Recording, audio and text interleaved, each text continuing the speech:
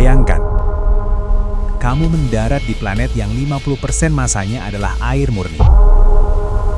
Samudranya 500 km ke bawah. 500 km air cair yang nggak berhenti. Nggak ada dasar yang bisa kamu lihat.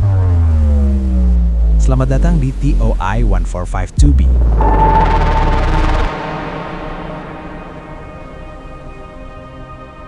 Planet yang jaraknya 100 tahun cahaya dari bumi. Planet yang 70% lebih besar dari bumi. Planet yang orbitnya mengelilingi Red Dwarf Star setiap 11 hari. Dan planet yang dikonfirmasi oleh James Webb Space Telescope di tahun 2022 sebagai dunia air pertama yang bisa kita pelajari secara detail. Ini bukan fiksi ilmiah. Planet kayak gini mungkin ada di 35% dari semua eksoplanet yang kita temukan. Dan aku akan tunjukin apa yang terjadi kalau manusia benar-benar mendarat di sana. Tapi ada sesuatu yang lebih menakutkan dari kedalaman samudranya. Sesuatu yang akan kamu temukan di dasar. Dan itu ada hubungannya dengan kenapa kamu mungkin gak akan pernah bisa kabur dari planet ini. Kamu baru saja mendarat. Pesawat ruang angkasamu menembus atmosfer uap air setebal 200 km. Suhu luar 300 derajat Celcius. Tekanan 15 kali atmosfer bumi. Dan sekarang kamu lihat pemandangan yang gak pernah ada di bumi. Samudra. Samudra tak terbatas.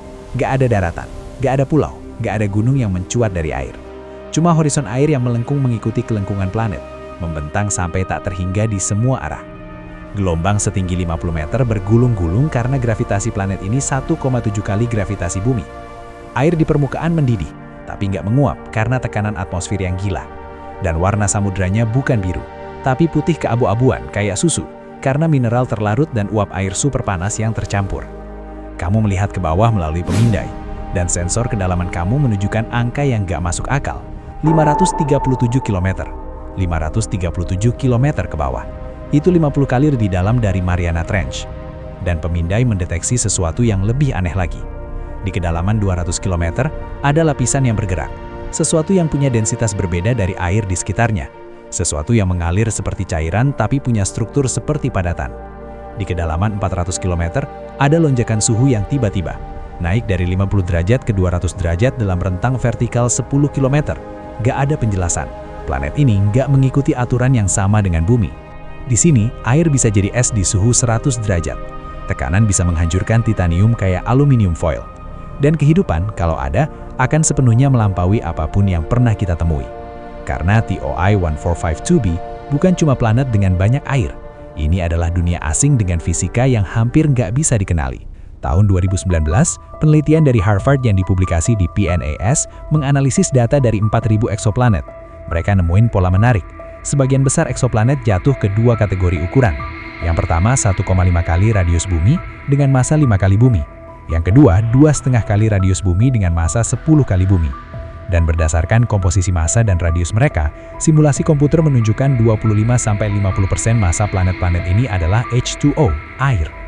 Untuk perspektif, bumi punya samudra yang menutupi 71% permukaan, tapi air cuma 0,02% dari total massa bumi.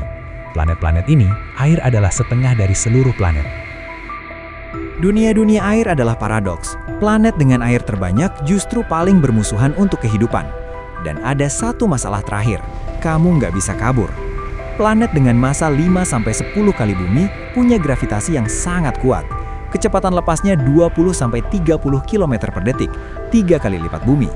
Untuk meluncurkan pesawat ruang angkasa kembali ke orbit, kamu butuh bahan bakar yang jumlahnya luar biasa besar, ratusan kali lipat yang dibutuhkan di bumi.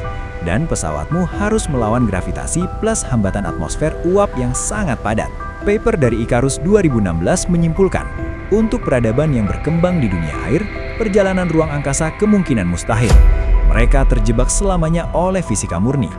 Jadi kesimpulannya, dunia-dunia air ada, mungkin jutaan di galaksi kita. Tapi buat manusia, planet-planet ini adalah jebakan maut sempurna.